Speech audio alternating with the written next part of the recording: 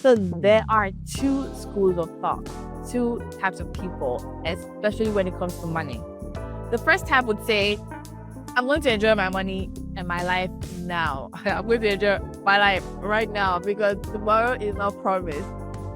And honestly, that's fair. And the second group of people are like, you know what? No, I don't know about tomorrow, so I need to sacrifice everything that I can right now so that I can be secure later. I don't want to mess with my future. Like I want to make sure my future is intact. And both of them, I understand where they're coming from, but maybe leaving a few things on the table. They may not be completely all wrong, but just a little bit. Because both of them lean a little bit too far in either direction.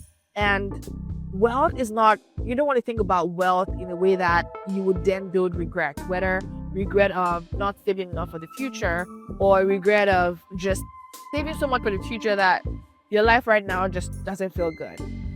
But before we jump in, my name is Josiah. If you're new here, welcome. Good to have you.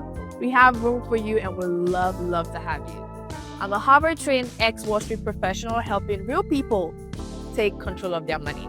Now, we want to talk about wealth. We want to talk about financial, especially personal finance, in a way that you and I can build wealth and keep it. So money isn't just about numbers. It's about how you live, how you think, the trade-offs that you make, and literally every single decision that you make every day. And so today, let's jump in. We're going to talk about one of the most important trade-offs of all. Trade-offs are everything that you hear your friend, finance, trade-off for today, trade-off for tomorrow. But then how do you live for today without destroying tomorrow? I know. It's a topic that nobody ever wants to ever talk about because are you morbid? Like, okay, desire. But okay, let's start with the extreme. On one side, that school of thought would say, you have the people who would spend everything that they make or almost everything that they make and they justify it with things like, look, life is short. Okay. I deserve it. I've really worked for it. No, you have actually. Or what if I'm not here tomorrow? Honestly, that's not a guarantee. And, listen, that's not wrong at all. Tomorrow, like I said, is not guaranteed to anyone. And that's a real sinking feeling. But the problem there is, it's not just that tomorrow is uncertain. And just because tomorrow is uncertain doesn't mean that we should completely ignore it. Because if we did that, then what is going to be predictable is that if you consistently spend everything that you earn and you don't keep anything away, your future is likely going to be fragile. Of course, except if you win the lottery, and who's to tell? That itself is uncertain. Nobody knows. Uh, and really, your future will be fragile not because life happened to you, but because you, you, you yourself never prepared for that future that you now have. On the other hand, and in the other school of thought, you have the hyper savers, people that it doesn't matter, is it $1? Is it $5? Is it $10,000? They will save. They will save themselves out. Okay. They don't travel. They don't spend. They don't enjoy their money. They delay everything. They are the queens and kings of delayed gratification because they are focused, very squarely focused on the future version of their life. There's also that. And of course, I celebrate discipline. Discipline is not wrong at all. But the issue here is that if you're always only living for the future, you're always living for some deferred version of what your life might be. You might wake up one day and realize that you actually never really lived. And what's the joy in that?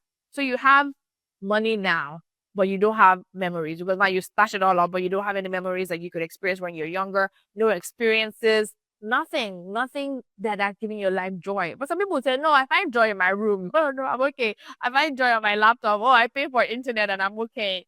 But well, fair. So if spending everything is a problem and saving everything is also a problem because it's like, I don't know what you're on about. Then what exactly are we supposed to do, madam? Like, what are we supposed to do? You're saying spending is a problem. Like, you're saying saving is a problem.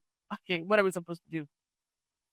Here's the thing. The overarching theme here is that life or balancing life is not just about splitting your money 50-50. It's about aligning your money with your reality. aligning your money so that it focuses on where you are trying to build your life and how you want your life to go, what your North Star is. Okay, pause. Let's make this practical. Okay, let's make this real. Step one, let's say you build your today.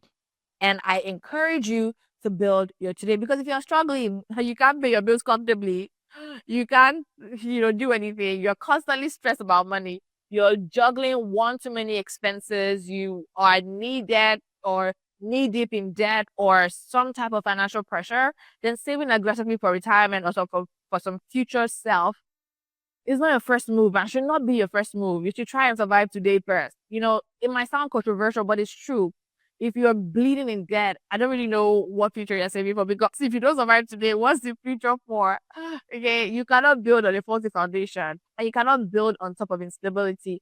You cannot build on top of just you know, chaos.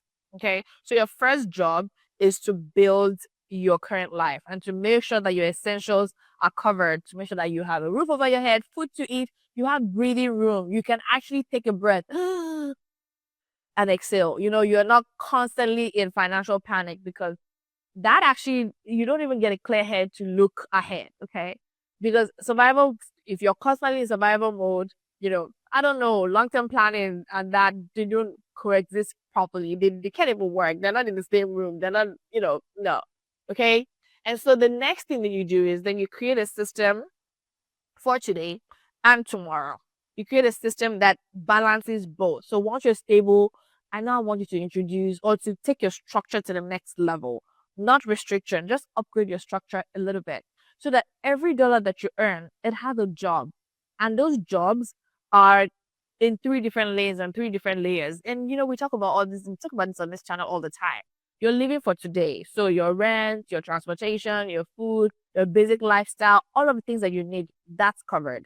And then your future, tomorrow, your investing, your retirement, your long-term wealth building, your aspirations, all of those things, that's also covered. And then the third thing, your enjoyment, your oble, your debt in December. Now, very intentionally, you plan your travel, your experiences, and the things that you genuinely value. If you love to go and, go on a retreat every quarter, please do it. If you love to, give yourself a treat every week, if whatever that treat looks like. Enjoyment should be included on purpose, intentionally. Because if you don't plan to enjoy your money, who is going to enjoy it for you? And besides, you will not get to overspend at some point because you'll be so impulsive about it. You just say, it's my money. I will just, because it's sort of you've felt so deprived for so long. And at some point, if you do enjoy your money, you would quit and you just jump to the other side. So balance is such a beautiful thing. You also want to adjust your capacity. And this is where a lot of people get things wrong. Adjust your capacity to your life, right? Adjust the things that you want to your life. Don't copy someone else's formula. Someone else's life might look differently from yours, but how does that juxtapose with yours? The balance of your life depends on your own income, your responsibilities, the stages of life that you're in, your obligations. Those are the things that matter in your own life. So if you're early in your career, your future bucket might be a little bit smaller because maybe you're not making that much and you're just trying to stabilize. Say if you're a student or you just started working a few years. But if you've been earning for a while, okay, maybe your future bucket can be bigger, you can put a little bit more to it. Now, if you also have dependents, that structure could also change because now you have to, cater to people that are in your life.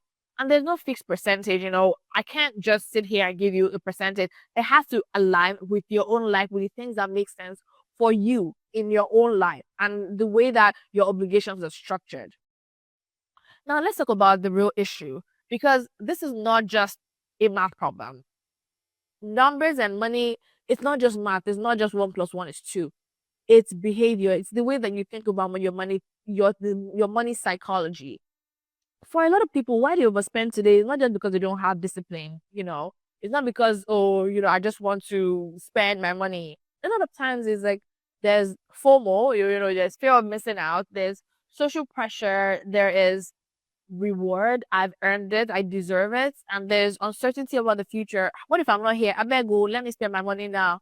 And then spending becomes a way for you to feel like you're in control. But when you then overspend, then you're quietly giving that control to spending. Like control is being taken away from you because now you've sort of leaned towards some extreme end. Now, when people also oversave, and this is one nobody talks about, people don't talk about this because it's so exalted in our community. People who oversave, it could also be because they, have scarcity mindsets. They are so afraid of being broke, and they also desire control for the future. They have anxiety about what if this happens, and what if that happens, and what if I want to be prepared, I want to be prepared, I want to be prepared, and so they hold on to money so tightly that sometimes it comes at the cost of actually living their lives. Like, no, how about you live a little? It's okay for you to take a vacation. A vacation is not going to ruin you. If you've been doing everything that you needed to have done all yet, take a vacation and relax, woosah a little bit, breathe a little bit. The truth is that both sides are driven by fear. You want to overspend because, I must enjoy my money today. Oh, I must enjoy my money before it's too late. That's the category of people that they just want to spend. And then the other set of people, they're like, no, I need to protect myself. No, I need to figure this thing out. No, what if something goes wrong? I need to make sure that I'm good. I need to make sure that I'm on this side of the fence. And whew, okay. But the real financial maturity here is that you're learning to manage both fears and you have to keep them at bay. Learn to manage both sides of the coin at the same time. That is the finesse that we all need to bring into our money situation. Okay, so let's make this real. What if someone earns about, let's say, an average of about $5,000 a month? What kind of balance structure look like? Here we go. A balance structure can be, say, you spend $3,000 on living expenses. Then you put $1,000 whether in your 401k, in your investment bucket, and maybe $500 into your enjoyment because enjoyment is important. And then maybe $500 into your emergencies. Now, this is not perfect and this is not fake. It just depends on the part of life that you're in. But you're intentional about the things that you're spending your money on, and you can see it. You know where it's going to. Now, if you compare that to $4,800 on just like living expenses because why not? And then you're only saving $200 or you're saving $3,000 and you're only living on $2,000 a month. If $2,000 is enough for you, that's fine. But don't create extreme pressures for yourself. Balance creates sustainability because you know that, okay, I've considered and I've contemplated all these different angles. And I know that what I'm doing right now for this time of my life, for this season, it makes sense. And here's what I want you to take away from that.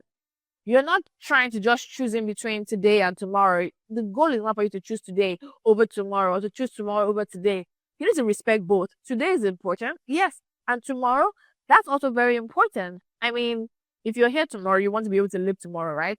You can't just choose to ignore today and life just feels completely empty, like you're just working and working and working. Or just to ignore tomorrow and then tomorrow becomes very fragile and unstable and you don't even know where the tides may fall. No, but when you have structure and you actually structure your money properly, you have a system that works for you. You have systems that work for you. You have things that you are doing. You give yourself permission to actually live. And the confidence that, you know what, things are gonna be okay. I'm making the absolute most optimal decision with where I am right now. And I'll be okay. And that's the real goal. Peace of mind. That is the real goal because let's not fret about what tomorrow holds or like I'm going to spend everything today because I don't know about tomorrow. But now, if this is making you rethink how you are approaching money, but exactly that's who this channel is for. That's you. Because if you don't take a step back to think about my money, what am I doing with my money right now? Then why are we even having this conversation? We're not just trying to make money, we're trying to build a life that works for all of us. We're trying to make sure that life is enjoyable, life is worth living. Whether we're here today and we're here tomorrow, put one step on, put one foot in front of another, do the best that you can do. Make the most optimal decision that you can for yourself right now. You don't need to choose today, you don't need to choose tomorrow. You need to understand that both of them are equally important and balance them. Put both people or both sides of the coin in the room.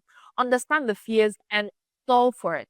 That's what we're talking about. And if you enjoy discussions and conversations like this, why don't you just brag about it by subscribing to this channel, turning on the notification bell, and letting us know your thoughts in the comments. How do you manage life? Because I've also heard, 401k. Why am I putting 10% of my 401k? I don't know. So that the money will come and everything. I beg, I'll enjoy my money now.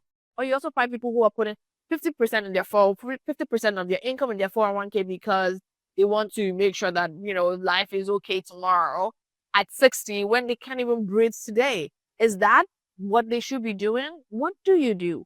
How are you thinking about your own money? What does balance mean to you? What obligations do you have? And you should also realize that your life, the course of your life can actually change as well. If you're currently single and you don't have any, or you don't have that many responsibilities, maybe this is the time to turbocharge, put things in your income so that when you actually have responsibilities, you can take a little bit of a step back, take a little bit of a break, and then cater to the responsibilities that you have.